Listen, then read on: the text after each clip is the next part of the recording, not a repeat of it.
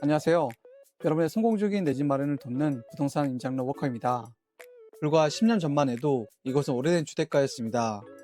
그런데 지금은 완전히 다른 동네가 됐습니다. 오늘은 제가 왜 기름동을 다시 보게 되었는지 직접 걸으며 이야기해 보겠습니다.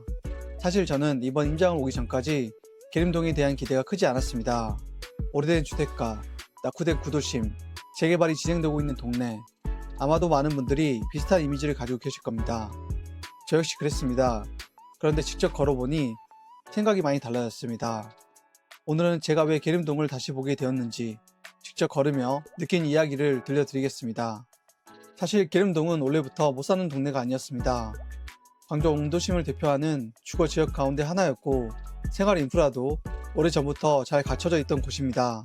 주변에 학교도 있었고 전통적인 학원가인 장동과도 가까웠습니다. 교육 환경 자체는 원래부터 갖춰져 있던 동네였습니다.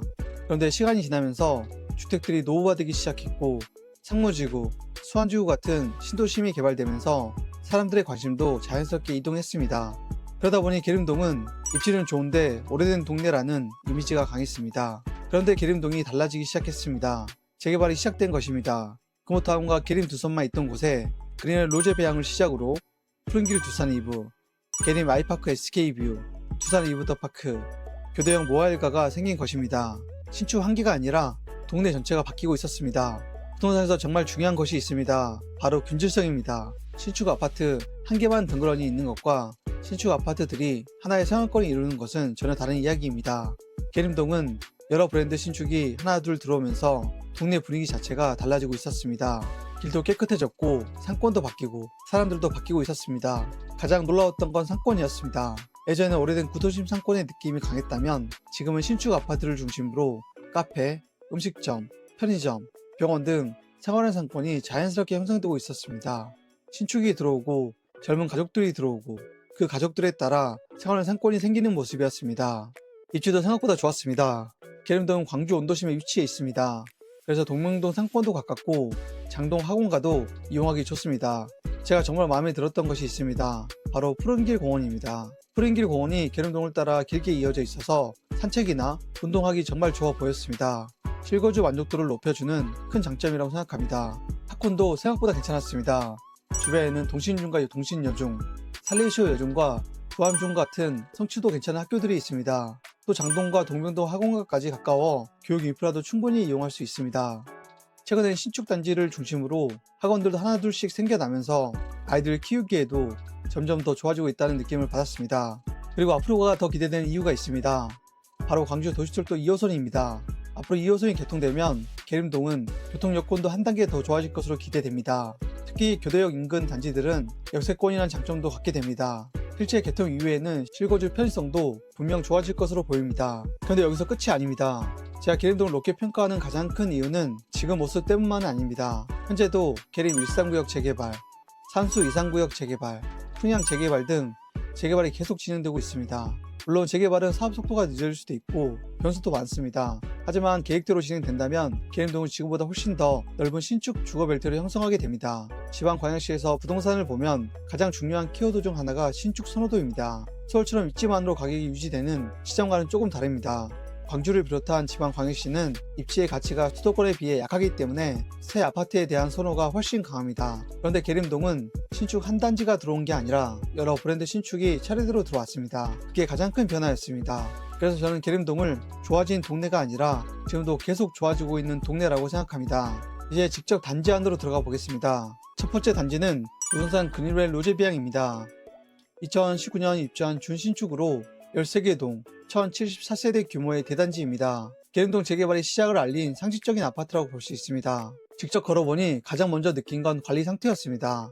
입주한 지 어느 정도 시간이 지났지만 단지 관리가 상당히 잘 되어 있었습니다. 동간 간격도 여유가 있는 편이라 답답한 느낌은 크지 않았습니다. 다만 아쉬운 점도 있었습니다. 요즘 신축처럼 완전한 지상 공원화 형태는 아닙니다. 단지 내부로 차량이 통행하는 구간이 있고 일부 지상 주차 공간도 남아 있습니다. 신축과 비교하면 조금 아쉬운 부분입니다. 주차는 세대당 1.24대로 무난한 수준입니다. 생활 환경은 좋았습니다. 동명동 상권도 가깝고 주변 신축 단지와 함께 형성된 생활형 상권도 이용하기 편했습니다. 다만 아직 단지 앞쪽으로 오래된 주택과 빌라가 함께 있어 신축과 구도심이 공존한 느낌은 남아 있습니다. 학구는 산수초등학교가 배정되며 도보 약 10분 정도입니다. 주변 주택가 학생 비중이 높은 편이라 계룡초에 비해 선호도는 조금 아쉬운 부분입니다. 주변에는 광주 충장중, 살레시오 여중 등이 있고 장동 학원가도 이용하기 좋아 교육 환경은 나쁘지 않습니다. 시세는 저녁 8사 기준 전고점이 6.3억이었으며 현재는 29% 정도 조정되어 4억 5천만원 수준이며 전세는 3억 3천만원 수준입니다. 최고가 대비 많이 조정받으면서 가격 부담이 낮아졌습니다. 그늘 로제 배양을 정리하면 브랜드는 조금 아쉽지만 관리가 잘 되어 있고 4억 원대에 접근 가능한 준신축이라는 점이 가장 큰 장점인 단지였습니다. 두 번째 단지는 푸른길 두산 2부입니다. 2018년 입주한 준신축으로 648세대 중규모 단지입니다. 대부분 남향 위주로 배치돼 채광이 좋아 보였고 동강 간격도 여유가 있어 답답한 느낌이 거의 없었습니다. 지상은 지상 고온화되어 있어 아이들이 뛰어놀기에 좋아 보였습니다. 제가 높게 평가한 부분은 주변 환경입니다. 주변이 대부분 신축 아파트로 형성되어 있어 오래된 주택이나 빌라가 거의 보이지 않았습니다. 푸른길 두산 2부부터는 동네 전체가 깔끔하고 균질성이 좋다는 느낌을 받았습니다. 푸른길 공원도 바로 이용할 수 있어 실거주 만족도는 상당히 높아 보였습니다. 계림 초등학교까지는 도보 약 8분, 등하교하는 아이들도 많이 볼 수 있었습니다. 중학교와 학원가도 잘 형성되어 있어 교육 환경도 괜찮았습니다. 시세는 저녁 8사 기준 전고점 6억 3,500에서 30% 정도 하락한 4억 3,500만원 수준이며 전세는 3억 1,000만원 수준입니다. 푸른길 두산 2부는 고급스러운 느낌은 아니지만 4억 원대 준신축이라는 가격 경쟁력이 상당히 매력적인 단지였습니다. 다음은 두산 2부 더 파크입니다. 2021년 입주한 908세대 규모의 신축 아파트입니다. 이 단지에서 가장 마음에 들었던 건 운동하기 좋은 환경이었습니다. 지상 공원화도 잘 되어 있고 단지 안에 산책로와 트랙도 만들어져 있어 입주민들이 운동하기 정말 좋아 보였습니다. 동강 간격은 무난한 수준이었습니다. 생활 상권은 주변 신축 단지와 함께 공유하고 있었지만 아직은 주변에 오래된 주택이 남아있어 균질성은 조금 아쉬웠습니다. 계림 초등학교까지는 도보 약 10분, 교육 환경도 앞에서 말씀드린 단지와 비슷한 수준입니다.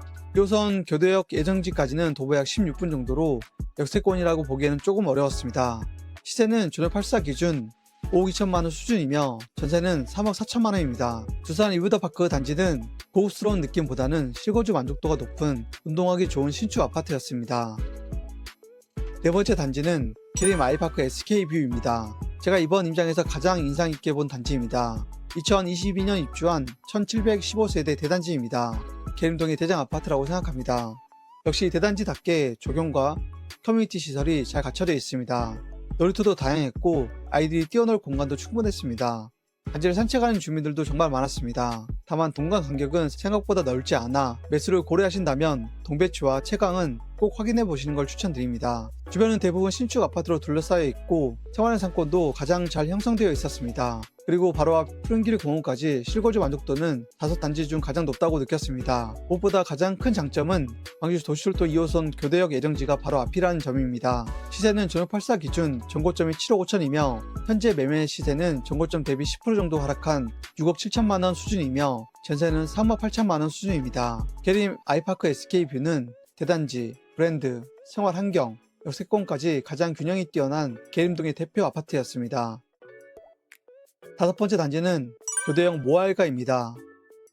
2026년 입주한 가장 신축 아파트입니다. 815세대 규모이고 주차는 세대당 1.8대로 5단지 가운데 가장 여유 있었습니다. 새 아파트답게 외관이 상당히 고급스러웠습니다. 동강 간격도 넓어 개방감이 좋았고 채광도 좋아 보였습니다. 다만 조경은 아직 나무가 어려 조금 아쉬웠고 저층은 앞쪽 전주가 시야에 들어오는 부분이 있었습니다. 주변 신축 아파트가 대부분이라 생활 환경이 상당히 좋았습니다. 계림초가 길 하나 건너면 될 정도로 가까운 장점도 있습니다. 교통도 지하철 2호선 교대역 예정지와 인접한 입지입니다. 현재 전용 8사 기준 실제 매매가는 옵션을 포함해서 6억 2천만원 수준입니다. 분양가 대비 현재 마이너스 1억 정도 구간입니다. 교대역 모알가는 가장 새롭고 가장 고급스러운 분위기의 단지이며 브랜드는 다소 아쉽지만 현재 가격 경쟁력은 충분히 매력적이었습니다. 이렇게 5단지를 모두 걸어봤습니다. 그런데 저는 단지를 비교하면서 오히려 공통점을 더 많이 느꼈습니다.